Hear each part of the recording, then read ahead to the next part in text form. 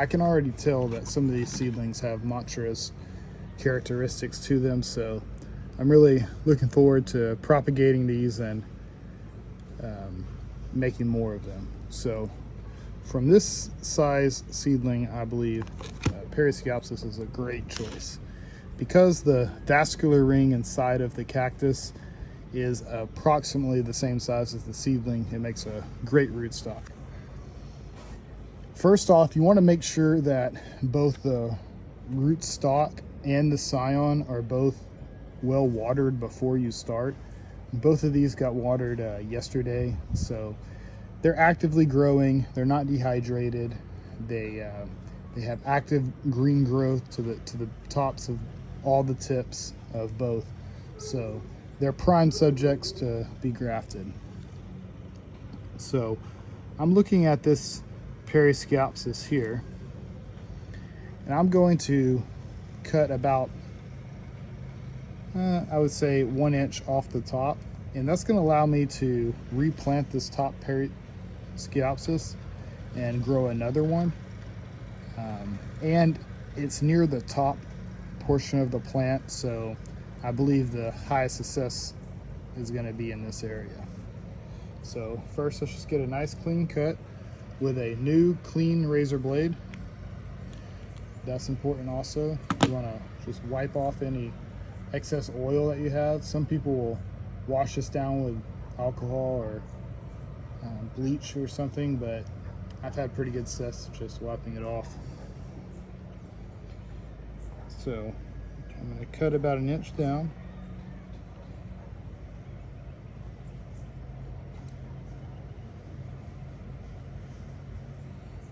And I'm just slicing it carefully like that. Boom. Tip of the Peri is cut off now.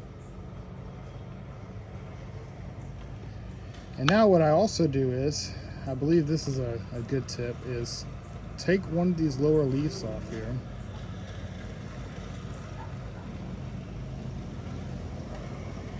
And break it open. And inside, you can squeeze it. And I call this my grafting glue. Not the first person to do this, but it has worked really well. You use this inside of this leaf to rub on top here.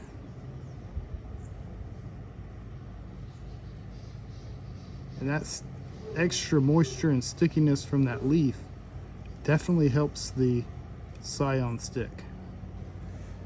See, I have another part of the leaf. I'm going to use this on the scion also. So let's find a nice little scion to graft. So I think this guy right here is going to be the one that I graft. I really like this monstrous look at the top, and I want to see what happens when that grows more. So in order for it to pup some, it would have to have some areoles on the bottom section. So you have to cut above the lowest areole.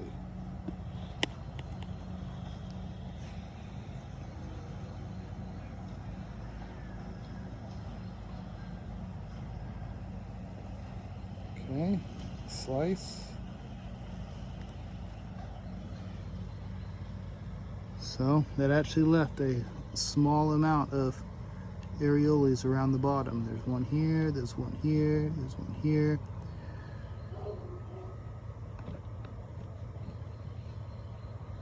Now let's get back to the rootstock. Okay, so we're back at the rootstock. Make sure it's got nice amount of moisture on this top edge right here. Oh yeah.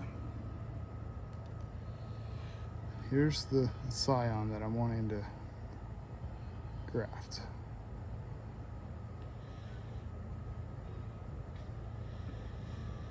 Right before you graft, take another nice clean cut so that it's straight and fresh.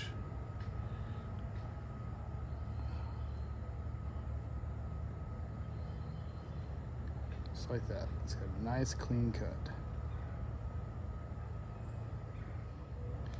Take the rest of this leaf and rub a little bit of this leaf innards as a glue on the scion too. It's so sticky, it wants to stay on it. Now that both the scion and the rootstock have that, I place them together. Just a little bit of downward pressure to get it to stick. Gently let up.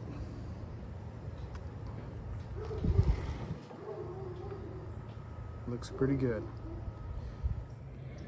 And then gently place this on top of the Perry. A little bit of downward pressure, but it doesn't have to be too much. Now I'm going to leave this just like that, undisturbed, with no bands. This is small enough that gravity will help hold it on until it makes a good, nice, sealed connection between the two. Now I'm going to take the rootstock that I have here, that I also cut, use this upside down right here. They look centered. They have a little bit of leaf glue in between them to hold it to the Perry. I have pretty good faith that these are going to hold. I'll report back in a couple weeks to see how well that they've held. So here we are 1 week later, and I like to do the finger test where I just very gently push, and if it was not healed there and it didn't graft properly, it would literally pop off. But as you can tell, I can gently push this and it's on there. So that's a successful graft, and that's going to start growing here soon. We can check our other ones like the butt graft. So as you can tell, the actual cactus is bending, but the graft union there is solid and did not come off. So I'm happy with that graft also.